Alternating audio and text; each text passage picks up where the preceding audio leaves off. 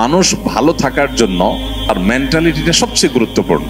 আর এই কথাটাই নবী সাল্লাল্লাহু আলাইহি সাল্লাম মাত্র 3 শব্দে বলেছেন, আল গিনা গিনান নফস। মানুষের মনের সচ্ছলতা, মনে থেকে যদি কেউ ধনী হয় সে হলো আসল ধনী, সে হলো আসল সচ্ছল। কেউ যদি নিজেকে অভাবী মনে না করে, আর যদি অভাবী মনে করে তাহলে কোটিপতি হওয়ার পরও সে ফকির। কারণ সে চিন্তা করবে আমার চেয়ে বড় কোটিপতি আরেকজন আছে, তাহলে আমার তো নাই। আমি সবসময় চিন্তা করবো আমার চাইতে খারাপ কত মানুষ আছে, আলহামদুলিল্লাহ অনেক ভালো আছে, আমার ভিতরে কোনো দুঃখ নাই। সেই মানুষ প্রকৃত অর্থে সুখী মানুষ, ধনী মানুষ, একই সাথে আল্লাহর প্রিয় মানুষ, ভালো মুসলমান, যে প্রত্যেকটা অবস্থাকে সে ওয়েলকাম করে, আলহামদুলিল্লাহ বলে। দুনিয়াতে সবকিছু যদি মনমতো হয় তাহলে এটা তো জান্নাত হয়ে যাবে। সবকিছু মনমতো হবে না। অনেকে দেখবেন অমুকে আমার সাথে এটা কিভাবে করলো, কিভাবে এটা বলতে পারলো, এই কথাটা সে কেমনে বলতে পারলো, আমি মেলাতে পারতেছি না। আমাকে কেন, এটা আশ্চর্যের কি আছে, চামড়ার ঠোঁট দিয়ে সবই বলা যায়, বলছে, বুঝলেন, এটা তো আমি আশা করি না। তা আপনি যা আশা করবেন সব তার মন মতোই যদি হয়, এটা তো জান্নাত হয়ে যাবে।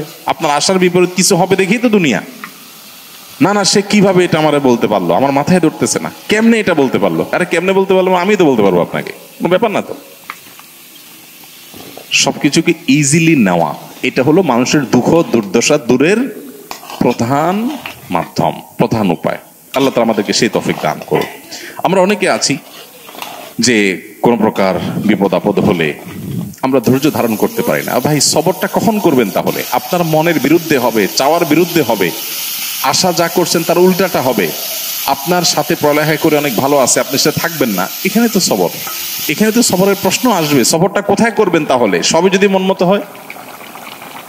তো এই জন্য এই বিষয়গুলোর জন্য আমাদের মানসিকতার পরিবর্তনটা হলো সবচেয়ে গুরুত্বপূর্ণ বিষয়।